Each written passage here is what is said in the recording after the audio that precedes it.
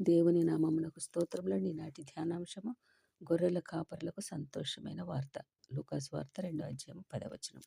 కొందరు గొర్రెల కాపరులు పొలములో ఉండి తమ మందను కాచుకొనుచుండగా ప్రభువు దూత వారి యొద్దకు వచ్చి నిలువగా ప్రభువు మహిమ వారి చుట్టూ ప్రకాశించినందున వారు భయపడగా ఆ దూత, భయపడకుడి, ఇదిగో ప్రజలందరికీ కలుగబో మహా సంతోషకరమైన శుభవర్తమానమేమనగా దావీదు పట్టణమందు నేడు రక్షకుడు మీ కొరకు పుట్టి ఉన్నాడు.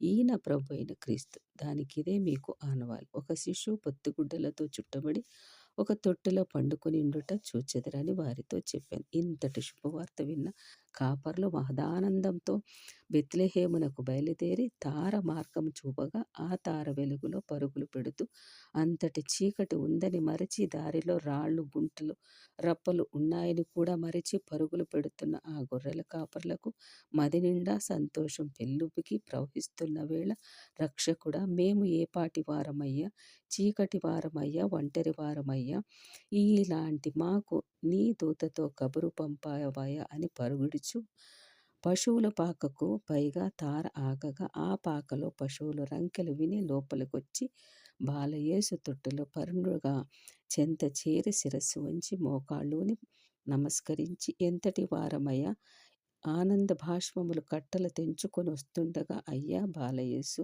అందరూ మమ్మను దూరముగా ఉంచుతారయ్యా, చీకటి బ్రతుకులు మావి, పలకరించేవారు కానరారు, నిన్ను చూచే భాగ్యము మాకు ఇచ్చావయ్యా, ఎంత సంతోషమయ్యా, నీకే వందనమయ్యా, కానీ నీకు ఏమి కానుకలు ఇచ్చుకోలేని నిరుపేదలము అంటూ మోకాళ్ళుని కన్నీళ్లతో నమస్కరించిన వారి భక్తికి నిదర్శనం.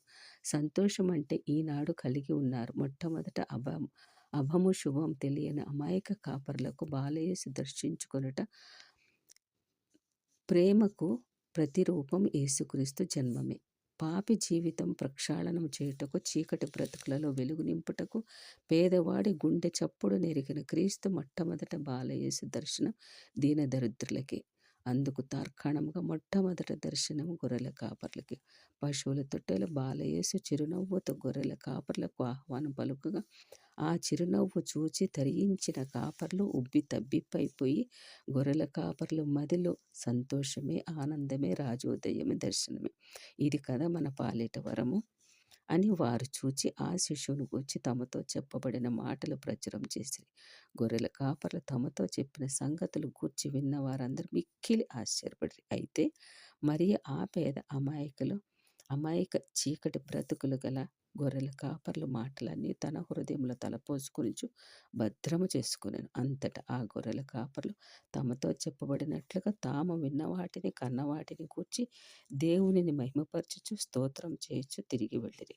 ఆ గొర్రెల కాపర్లకు ఏమి అర్థమైందో, మాలాంటి పేద ప్రజలకు భయం లేదు, చీకటి లేదు, మేము ఒంటరి వారం కాము, మాకు రక్షకుడు ఉన్నాడు, మాకు ఇమ్మానుయేలుగా తోడుగా ఉన్నాడు అన్న ఆనందమే గబ్రియేలు దూత చెప్పిన శుభవార్త. భయపడకూడదు, ఇదిగో ప్రజలందరికీ కలగబో మహా సంతోషకరమైన శుభవర్తమానము, రక్షకుడు మీ కొరకు పుట్టి ఉన్నాడు.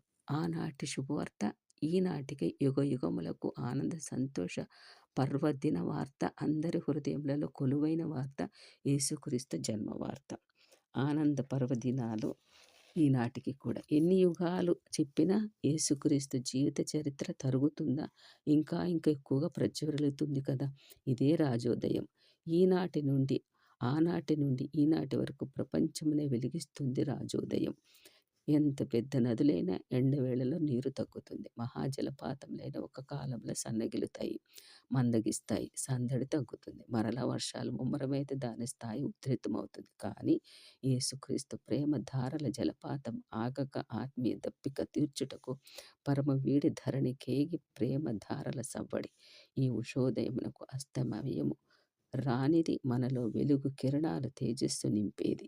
ఈ మహిమోదయమునకు అంతము లేని క్రిస్మస్.